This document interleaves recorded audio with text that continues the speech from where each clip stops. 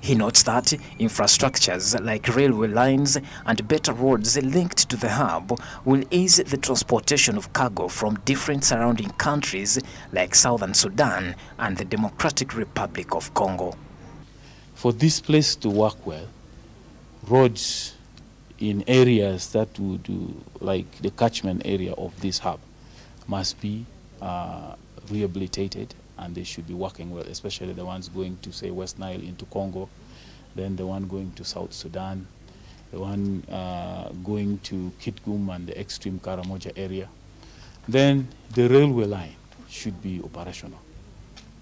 So completing this project within Gulu city here is not a guarantee that it will start flying.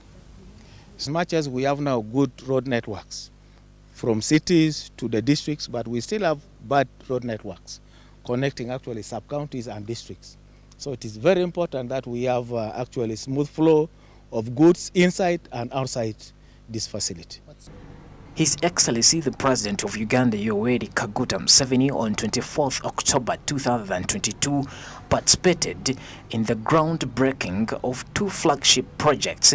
That's the construction of the Gulu Logistic Hub and the rehabilitation of the Tororo-Gulu Railway, with support from the European Union and the UK's Foreign and Commonwealth Development Office, as well as Trademark East Africa, worth 7.7 million euros. That's about 33 billion Uganda shillings.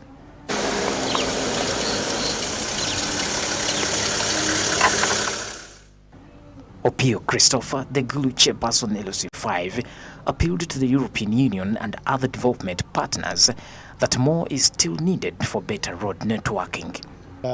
Well, we appreciate what they are doing, the services that is being rendered to our people, but I still appeal to them that this is not yet enough.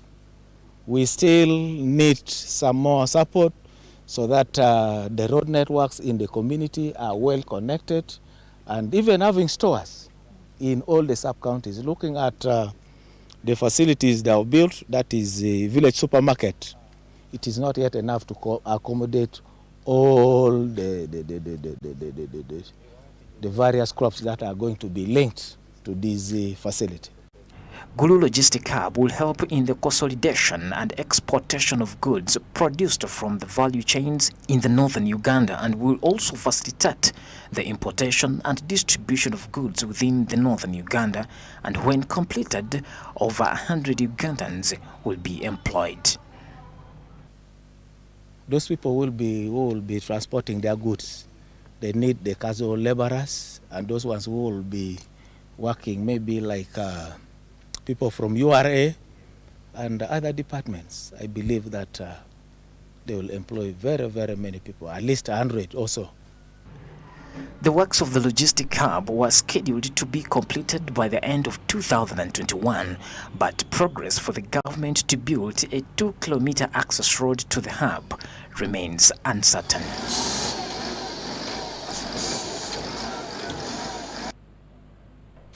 That's for the Gulu logistics. And of course, at this very hour, we're going to get joined with Jerome Paul Sonko right there as we discuss matters concerning that Somalia and Uganda relations. And of course, yesterday at the media center, there was that anticipation, the launch of those relations. And of course, let me get into with Jerome Paul Sonko. Jerome Paul Sonko, good morning.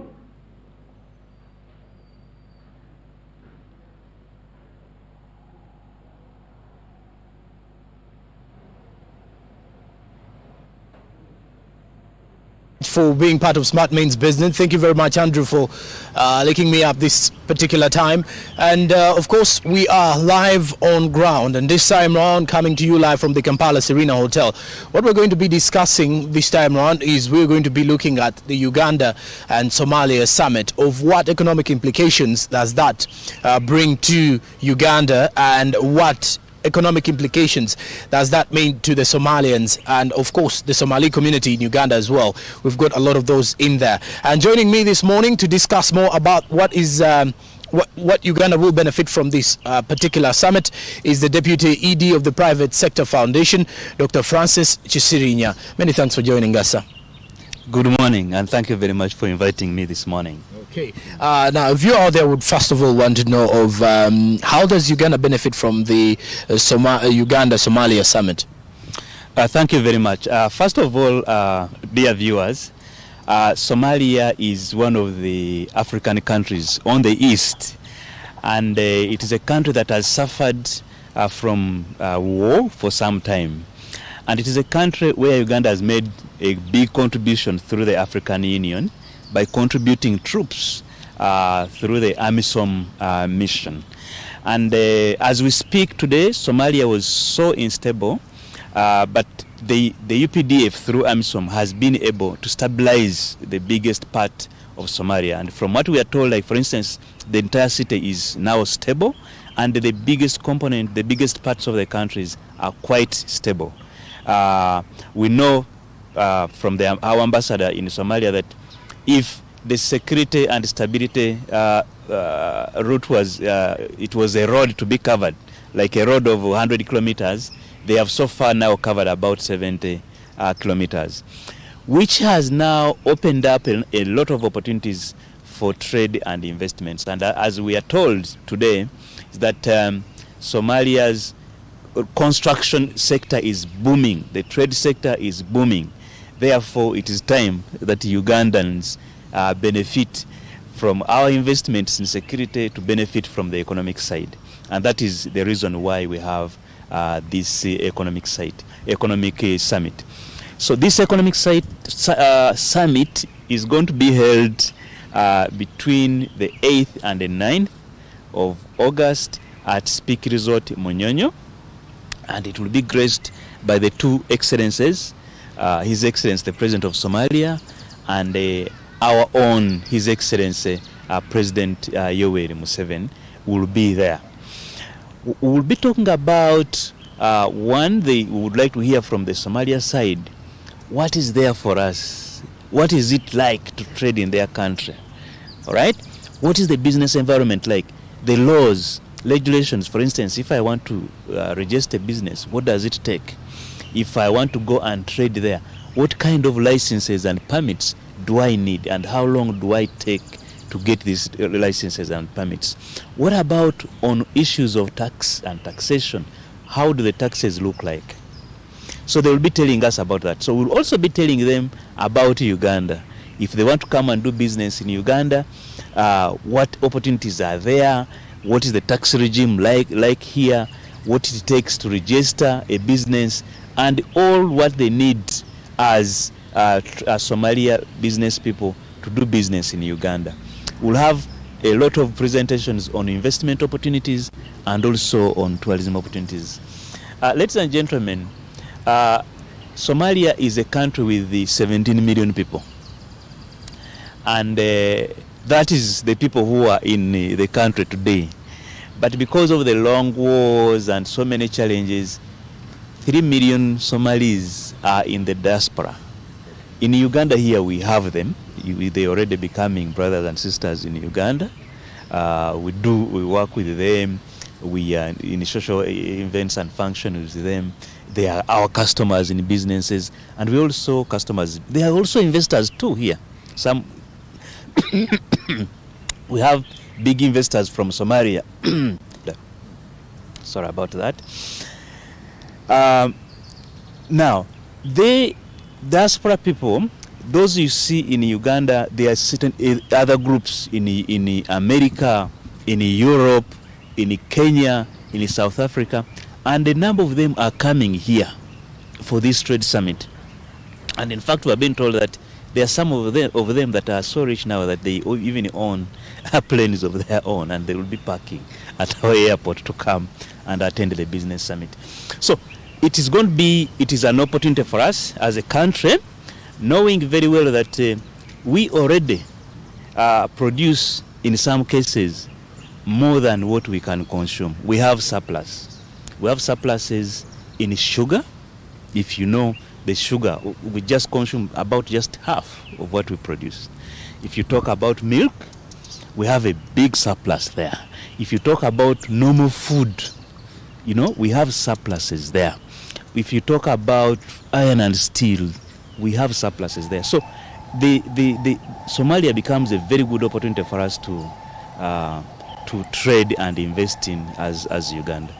All right. And for the Somali community, I believe they also have some economic side where they're going to benefit, ideally. So if you to look at that with the summit, I believe it's a 50-50. But how do the Somalis benefit out of this one? No, for the Somalis, they are emerging out of war. So whatever they need is actually in short supply. Okay. And you know, if you are coming from war, they are going to be traders that are going to take advantage of you because you don't have most of these things.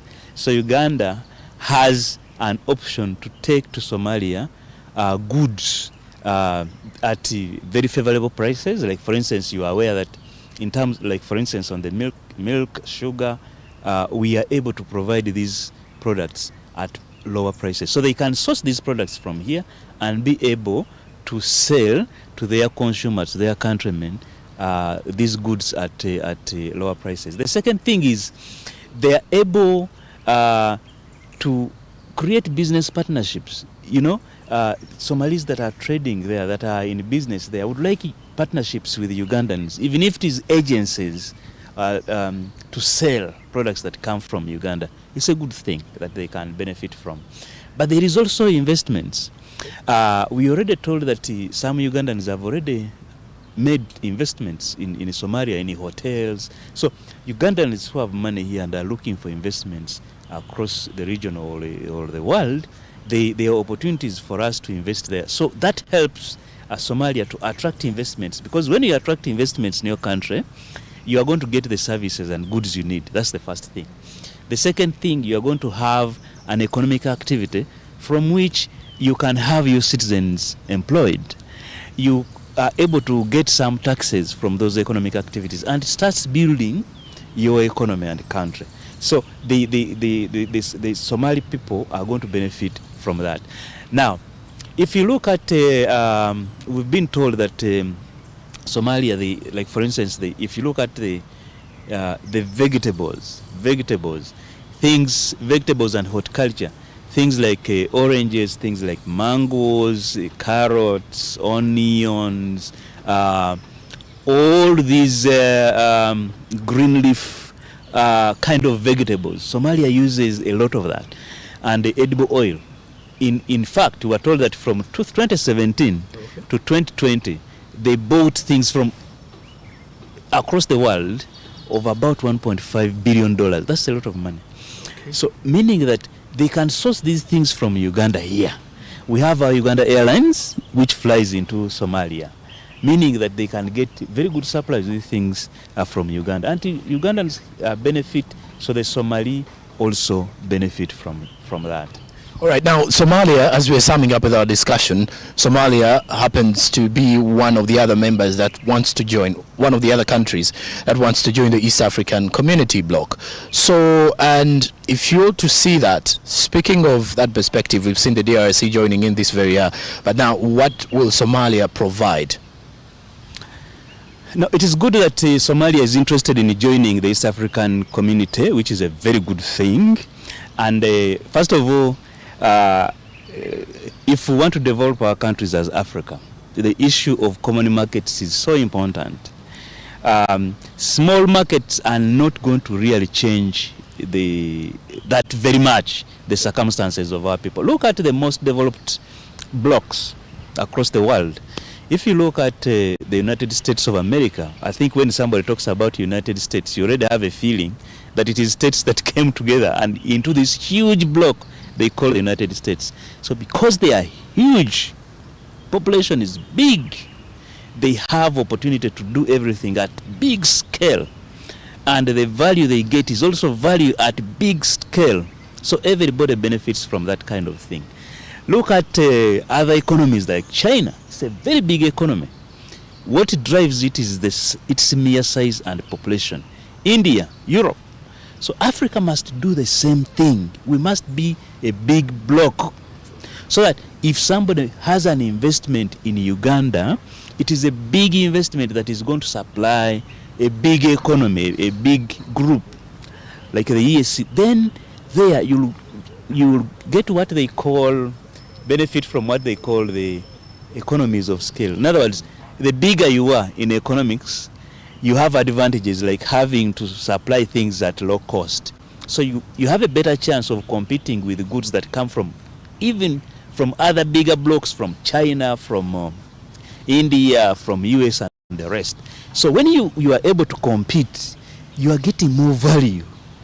You are getting more value as a country. So when Somalia decides to come and join the EAC, I think we welcome it. It adds another 17 million consumers on the EAC market.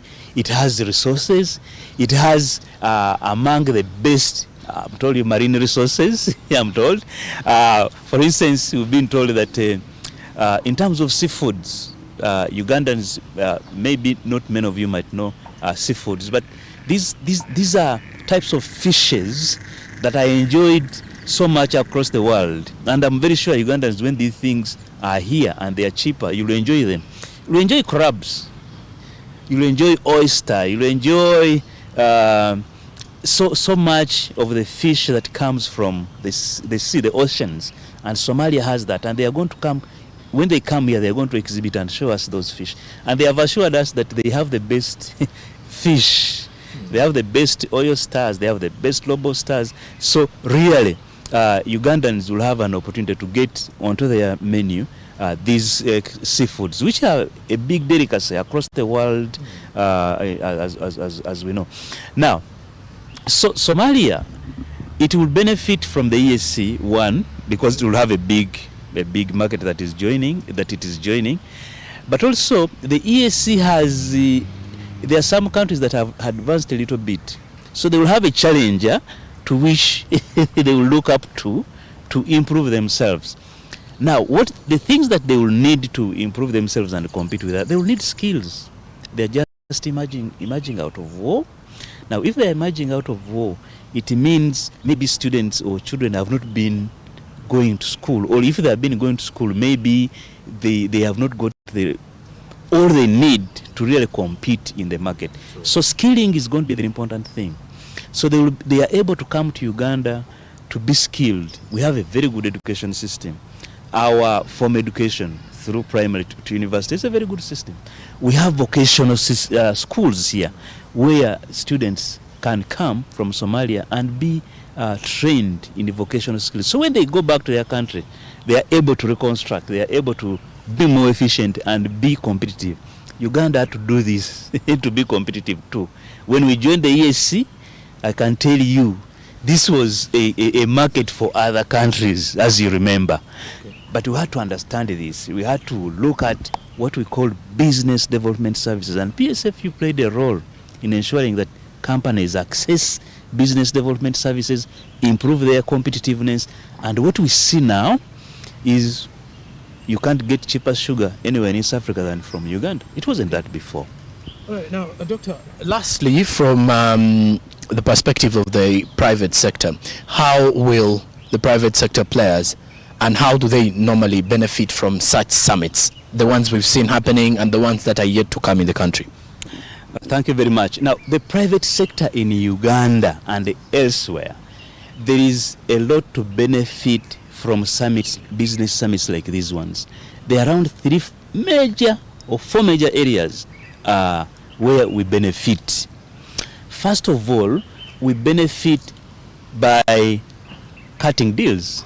Okay. You know, like in this summit and the others that we've had, we are going to have what we call B2Bs, business to business, one-on-one with other business people. So you are able as a business person to sit with another business person from the other side and they discuss and they negotiate a trade deal.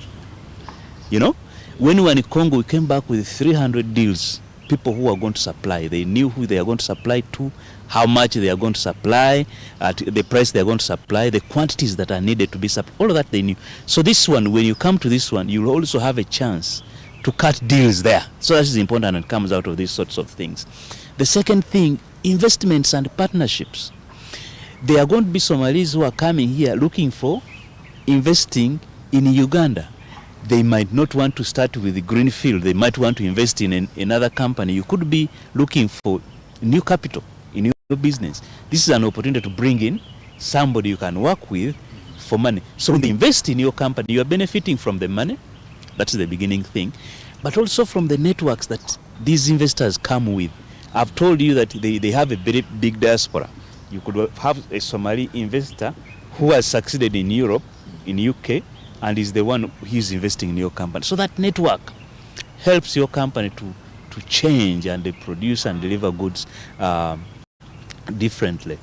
The third thing that we benefit from these sorts of summits as a business community is we have opportunity to speak to the powers that be directly. The president is sitting there, president of Uganda. The president of Somalia is sitting there. We are telling them we are doing the business or want to do the business, but lift or change this kind of law or this kind of procedure or this kind of permit. So when you change it, we'll be able to trade even better. So when you talk to the president directly in those summits, usually they make decisions and those decisions are put in practice. Okay. Remember when we had just recently, when we had Her Excellency Suluhu come to Uganda, when we sat and the president said, Your Excellency, okay, we want to trade through Dar, but you charge us so much for trucks that come from Dar to Uganda. You charge us $520 per truck.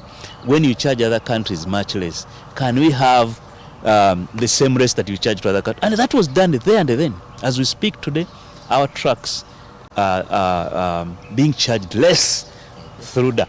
Now, if we'll do the same thing for Somalia. So the business people benefit by talking to the powers that be, telling them what should actually happen. And in the end, we benefit like that. The fourth thing that is going to happen, which is happening for the first time in Uganda, is that arrangements and the cooperation between countries is executed through what they call the JPCs, Joint Permanent Commissions. Now, Uganda and Somalia are doing a joint permanent commission now. It is going to be the framework under which will cooperate on a number of things, almost all sectors of life and economy. Now, the thing that is going to happen in this forum is that the presidents will launch what we have called the Permanent Investments and Business Council for Uganda and Somalia. Now, this is going to be a council that will be set up to look and discuss and engage on issues that affect the trade between Uganda and Somalia permanently. So meaning that as a business community will benefit because we'll have the deals done, we'll have the investments done, we'll have the issues that we have problems dealt with there and then, but also remain with a group that will continue on carrying on the work that has started. All right. Yes. And thank you very much, Doctor, for your time.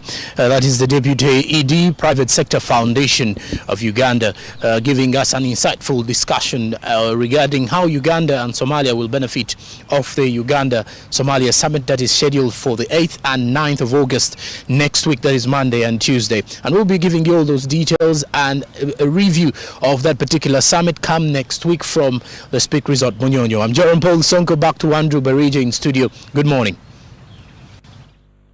Thank you very much, Jerome Paul Sonko, for that insight regarding Somalia-Uganda relationship. And of course, the summit will take place next week regarding most. We shall be finding out more what should we expect regarding this Uganda-Somalia relationship. And of course, it's exactly 2 minutes past the hour of 9 a.m. Good morning.